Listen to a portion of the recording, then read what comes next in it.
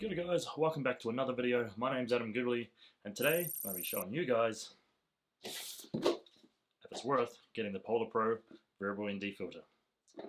Made by the Peter McKinnon, the man himself. Let's get into it.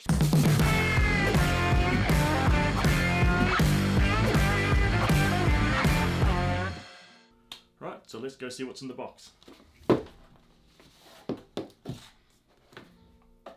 First off, got a beautiful shot of Marine Lake over here. Now, to get this shot, it has to be in the perfect condition, just as it snows, which is a lot of times in October, just after it shuts. I live here, I've lived in Banff for the last 8 to 9 years, and to get this shot is extremely rare, so good on you, Peter, for that. Let's jump in straight into it. First off, has a lens cap. Now this is an ingenious idea. The fact that I haven't found another variable ND filter that has this, where you can just slap it on the end, go to the next one. Most of the other variable ND filters, you have to take it off, put it away, and you don't have a lens cap to put it on, so you have to put it away before you can move on. With this one here, slap it on the end, you're good to go. What else do we have? We have the case. Beautiful looking case, Peter McKinnon signature, and good little sound effects to it. Magnetic case, and then you've got the variable ND filter. Now it goes 6 to 9 because it's the 6 to 9 stop. Nice gold trim around it, and it's a beautiful design. So I'm going to get into that about the design very shortly. We'll check what else is in here. So we can remove this. Ooh, what have we got at the bottom here? We've got a cloth. So I've actually owned this for a year and I still have never used it. Beautiful cloth. Not actually sure what mountain it is in the back there, but it's good. It's beautiful. It's good.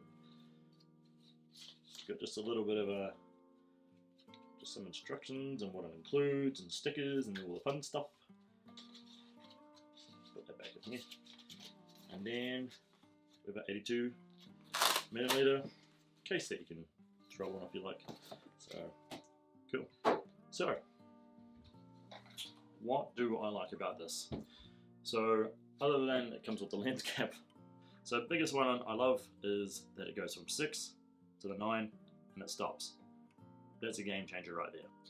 The reason why that's a game changer, so I have this another variable ND filter I just borrowed from my friend. It's $240 for it, okay? That's the Genius variable ND filter. So you have just one dot, wherever it is. There it is, we have the dot. So it's the minimum, okay? And then it can go all the way down to the maximum. Now this is fine if you have just got it on, you can see what you're doing.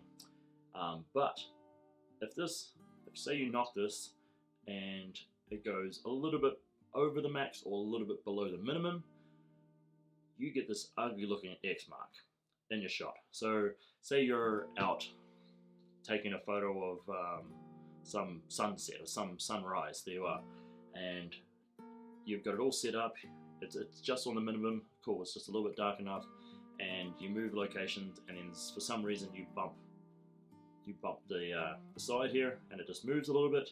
Next thing you've got this ugly cross but you don't notice it. Next thing you've taken the photo, be like, yeah, I got a banger shot. Come back here, put it in your computer, load it up. I had one job. There's a big ugly X in there and it's really hard to correct it in post-production.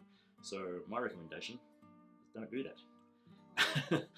But that's the only difference between that and a Polar Pro, is it gets in the big ugly X mark in your shots where this just stops on each end.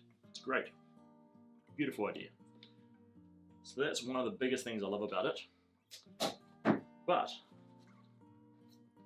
which one to get? 6 to 9 or 2 to 5? So there's two different options you can get. I believe the 2 to 5 is $250 and the 6 to 9 I believe I paid $300. I'm not sponsored in any way, I just got it because I thought it was a great product. When it showed me that it can do the stop on each end, I was like, it's a good idea. I'm going to try and check it out and see how I like it.